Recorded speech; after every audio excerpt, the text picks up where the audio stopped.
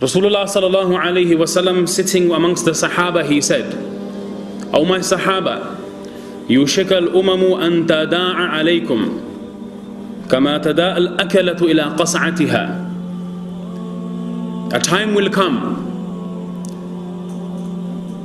where how you one another, you call yourselves, call each other to a plate, to a banquet.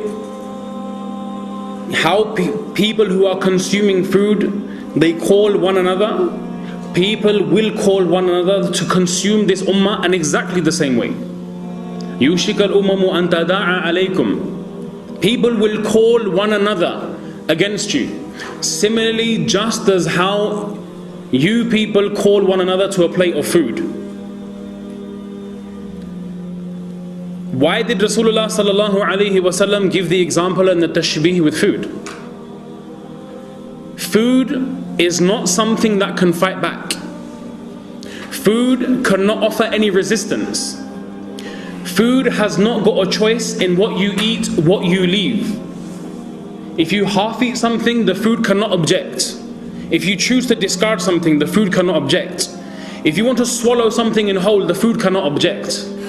Every word of Rasulullah sallallahu alaihi wasallam is absolutely amazing. The balaghat and the wisdom and the rhetoric and the profoundness. Ulama mention he made tashbih with food. He gave the example with food. Why? Because food cannot fight back.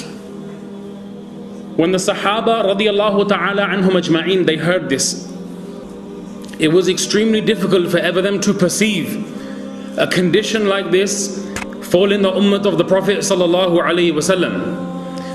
One of the Sahaba radiyallahu anhum ajma'in, they ask, "Amin qillatin nahnu yawma idhin?" O Prophet of Allah, will it be because we are few in number? Will it be because we are less? Will it be because our numbers have diminished and dwindled? The Prophet sallallahu alaihi wasallam, he said, "Bal antum yawma idhin kathir." No, my Sahaba, rather you will be massive in number. وَلَكِنَّكُمْ غُثَاءٌ كَغُثَاءِ السَّيْلِ. But you will be as insignificant as the scum in the flood. When floods come, they bring dirt and filth with it. You will be just like this. You will have no izzat in society. You will have no maqam in the sight of the people. You will have no prominence left in the worldly life. You will not be able to call respect like you once did. Badr, 313 Sahaba. Enemy of Makkah, the Quraysh, 1,000. Victory belonged to this ummah. The battle of Uhud, 700 against 3,000. Initially, due to mistake, later on Muslims suffered, but victory was initially for this ummah. The battle of Khandaq, 3,000. Enemy 24,000. Victory belonged to this ummah. The battle of Sham, enemy Muslims 1,000. Enemy of that time 100,000. Victory still belonged to this ummah.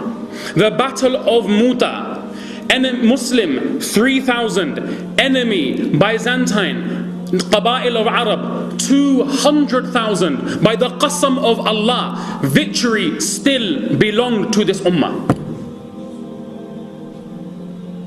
Amin qillatin nahnu yawma idhin. Are we going to be less in number? Bal antum yawma idhin kathir. You'll be in multitudes. You'll have many people. You'll be insignificant. You won't have no haysiyat in this world. You won't have no value left. Prophet sallallahu alaihi wasallam, he mentions the reason why. Allah Ta'ala will take out from the hearts of your enemies any fear for you, any izzat and any khawf. وَلَيَقْذِفَنَّ اللَّهُ فِي قُلُوبِكُمْ الْوَهْنَ. Allah Ta'ala will put in your hearts this thing of wahn. Sahaba were not used to this word. They said, Ya Rasulullah, what is wahn? قِيلَ وَمَا الْوَهْنُ ya Rasulullah. What is this word? We don't know what this word means. Rasulullah sallallahu alayhi wasallam, he mentioned, "O my Sahaba, your downfall will not be because you have a lack of education. Your downfall is not because you will have a lack of worldly accolade. Your downfall is not because you have a lack of wealth. Your downfall is not because you don't have access to natural resources. Your downfall is not because of the fact that you have no longer got big buildings, big businesses. No, my Sahaba, the cause for your downfall will be two. You will become too attached to this worldly life, and you will be afraid to leave this worldly life and meet Allah subhanahu wa ta'ala. Hubbud dunya wa karahiyatul maut. You will be too involved in the worldly life, and you will fear the time of death and meeting Allah. What's happened to this ummah? We want to sit, we want to think of the reasons. Everyone will have their own theory. Everyone will come up with their own plan. How to make the ummah back to normal. If you do this, this will happen. If you do that, that will happen. Sahaba radiallahu anhum ajma'in, they understood deen. They were the true heroes of Islam. They were the true people who were the flag bearers of Islam. They held the standard of La ilaha illallah and Muhammadur Rasulullah. We are no longer that ummah of izzah. We are no longer that ummah that has any prominence left in the world. Our downfall will not be a lack of education or weaponry or money or business. Yes, these things will be needed in their respective place.